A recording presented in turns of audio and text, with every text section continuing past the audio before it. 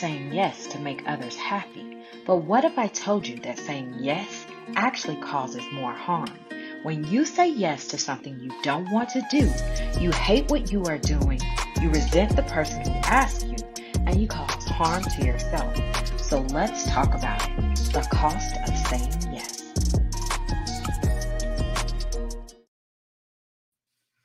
What up, everybody? Welcome to Talk About It Tuesdays with Tiffany.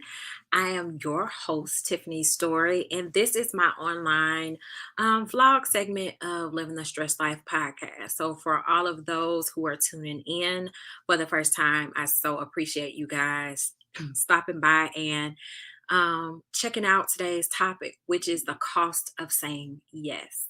Right? So, when you hear that, what do you think about? The cost of saying yes. Well, what comes to mind for me is all the things that happen when I say yes to someone when I really should be saying no. I was recently on a mental health Zoom presentation, and I can't even take credit for this statement. I had to bite it from her. She said, "Saying no is a complete sentence." And my husband will probably tell most of y'all I'm good at saying no. But I'm also a person that had, I think, a very hard time learning to say no to people and had a tendency to say yes. And a lot of times we don't really think about what it really says about us to others when we consistently say yes to things that we should probably say no to. And we don't really realize the harm that it causes us when we say yes. Oftentimes I think when we say yes to other people, we are saying yes to, help someone out or to make someone else happy or because we feel like that person needs it. I mean, there are multiple reasons many of us could list for saying yes when there are times where we should say no. But when it boils down to it, it really boils down to not being able to establish um, boundaries for yourself. And so, if you don't learn the importance of setting boundaries or establishing healthy boundaries, especially in your personal life, it also impacts you as a professional.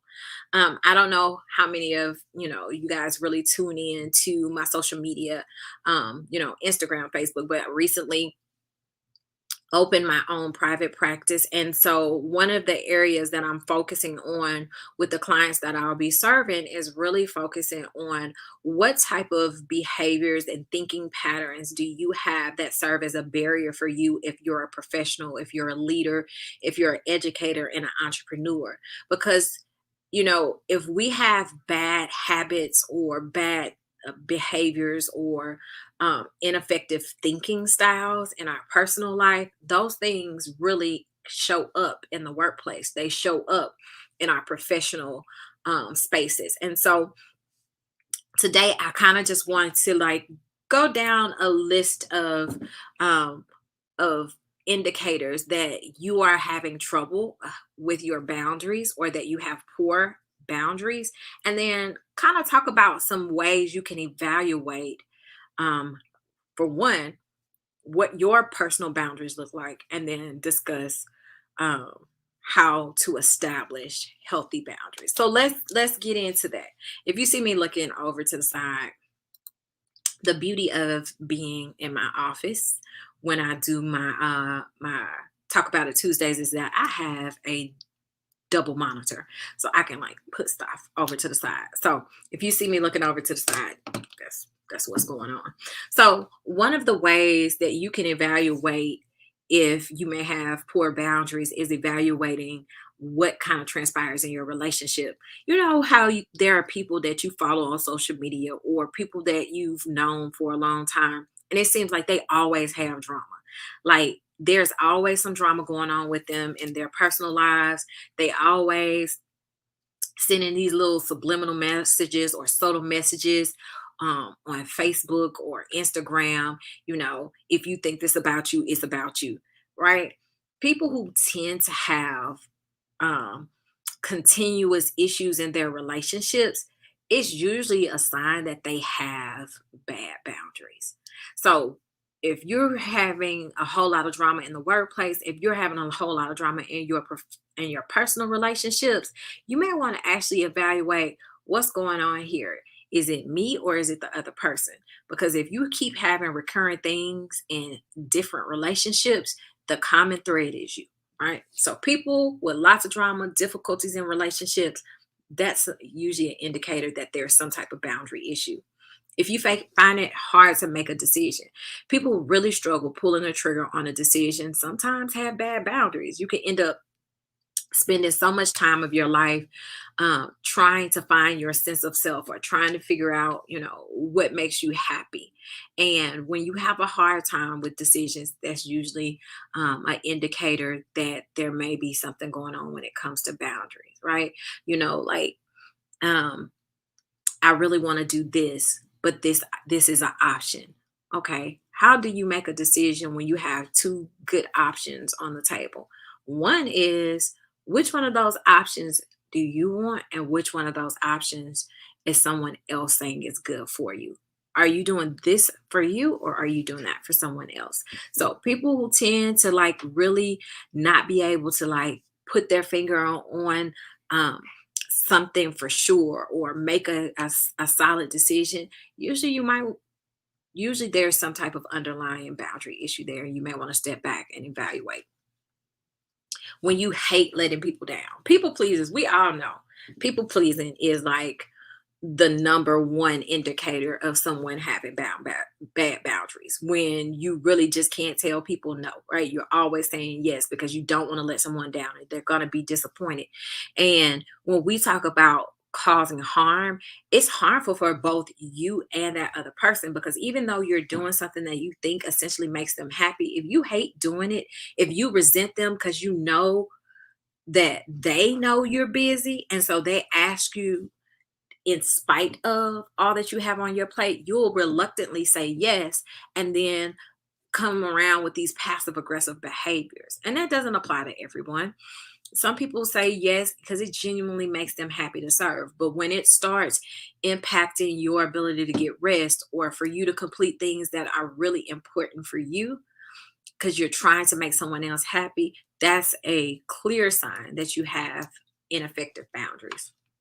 If you feel guilt or anxiety or even fear behind saying no, that's usually an indication that there's some type of boundary issue, or something even worse, some type of unhealthy relationship, right? But an unhealthy relationship is also an indication of you not being able to draw boundaries, or you not able to establish healthy boundaries. So it's important that, you really ask yourself, if I feel bad, if I'm feeling guilty because I didn't say no, what's the real problem? Is the issue the other person, or is the issue really me, right? Um Often tired for no reason. You're often tired for no reason. Whenever you are just feeling tired, you sit back and evaluate, and you say, you know what? I hadn't had a busy schedule at work. It's not like I've done a lot of things for myself. Why am I tired? Bad boundaries. And don't think of it as just people, right? Saying no could be saying no to yourself. Like, I remember when I was working at a residential treatment center, to decompress from my week or my day, I would stay up late sometimes with my husband playing video games, drinking wine, eating unhealthy snacks and candy. That became my thing. The day of the Not the Day of the Dead. Oh, Army of Two. Army of Two on the Xbox. Uh, oh, what's that game everybody played? I like Gears of War, but that wasn't it. Can't think of what it is. But we would stay up late, just stay up late for hours playing that game, 2, 3 in the morning, knowing I have to get up and get my kids off to school, knowing that I have to be to work at 8. Not saying no to me putting off sleep and staying up to do something to decompress actually was unhealthy for me. Actually was harmful, because the end result is, for one, alcohol is a depressant. It makes you feel depressed. Two, it causes you to be dehydrated. Three, I wasn't getting enough rest, right? So even though I was spending time doing something I enjoy, by not establishing healthy boundaries around rest and sleep and appropriate times for me to do certain activities, was actually causing more harm, because by the end of the week, I was stressed and tired because I had spent 2 or 3 days within that week staying up playing video games. Yes, I'm a video gamer. I know that might be surprising for some of y'all, but I loved playing um Army of Two. It was like, I hated when they discontinued the game. Oversharing. This is a good one. Uh, there are people who just really don't know when to not say something. I can say I've probably been guilty of that in the past. But oversharing is really an indication that you're struggling with your boundaries.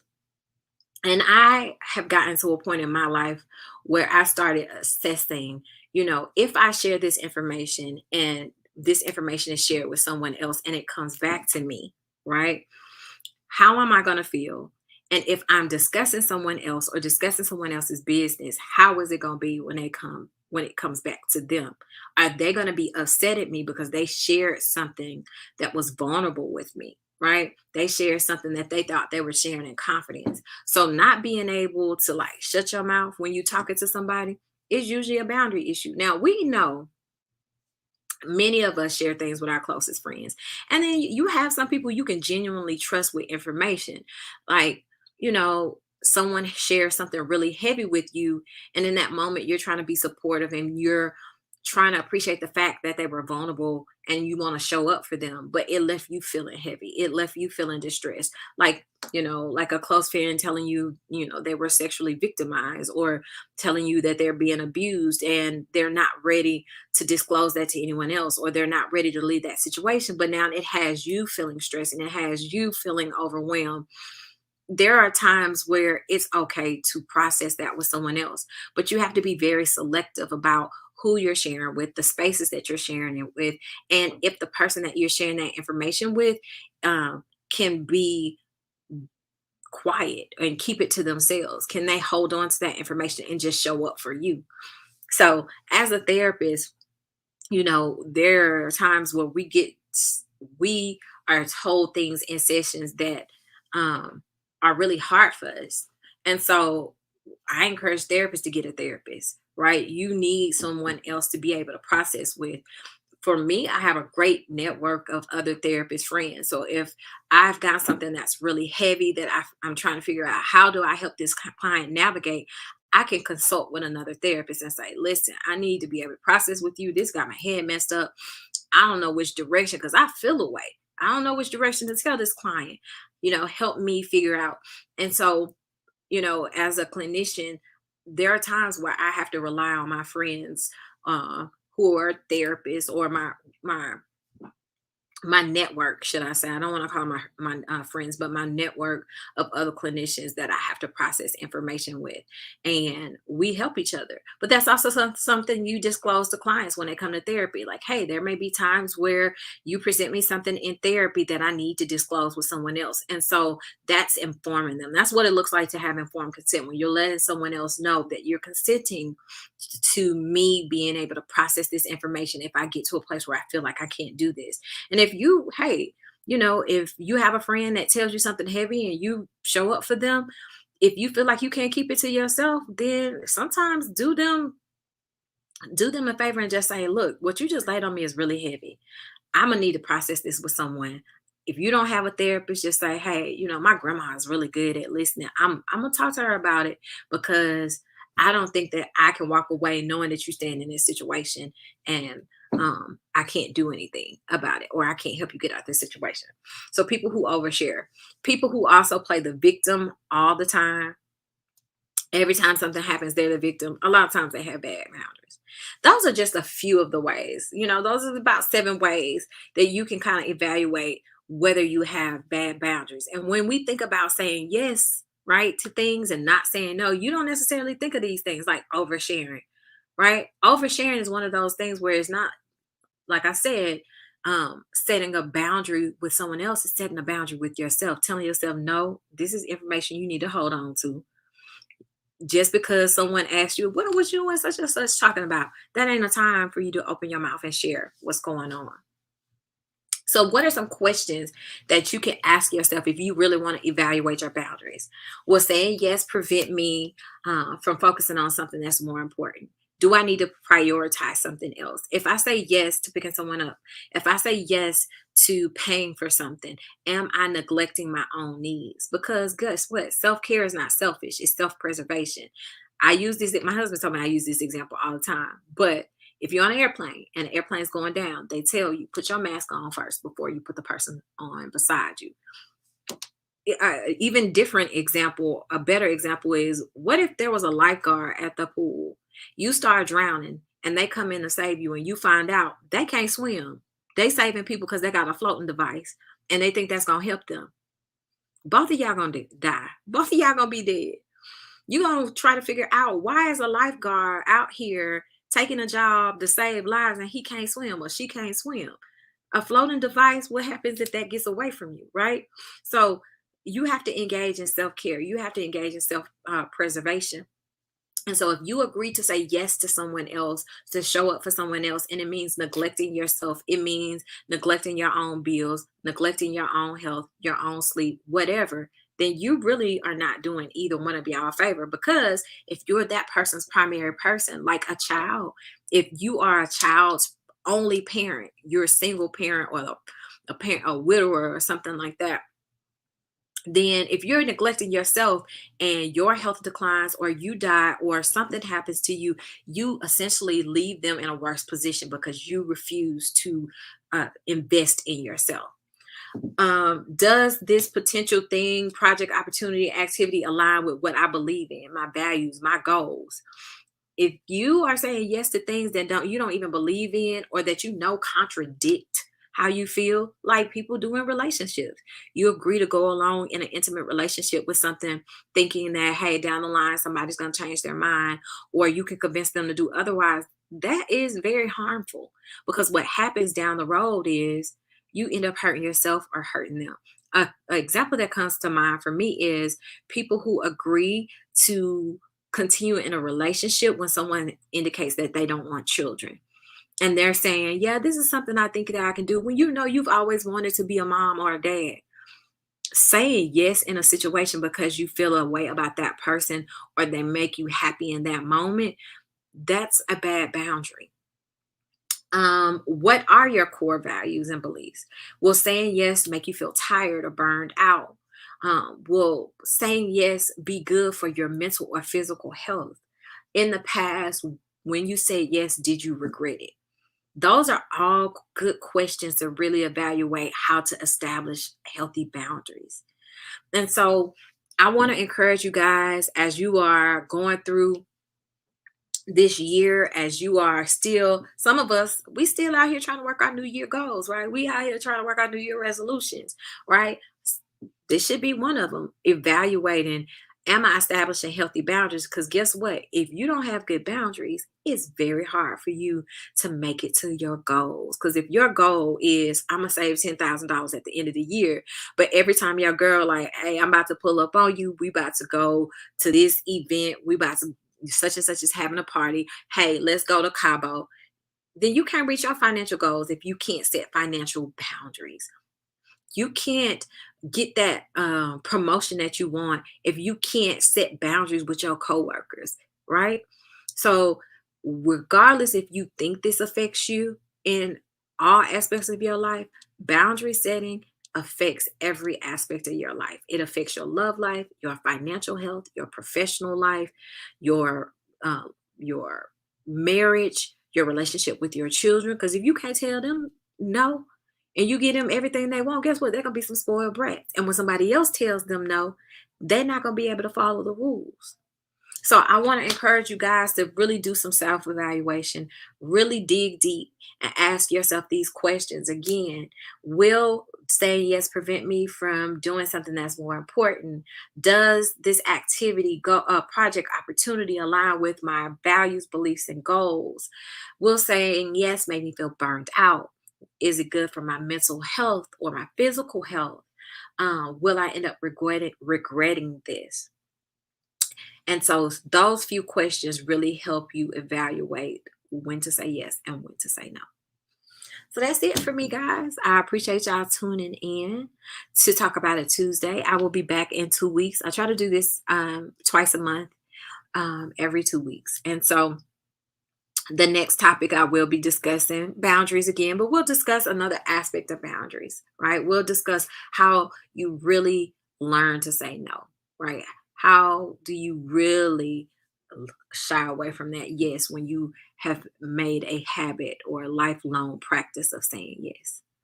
So I hope this helps someone today. I appreciate those who tuned in. Until next time, live your best life, living through your stress life. Holla.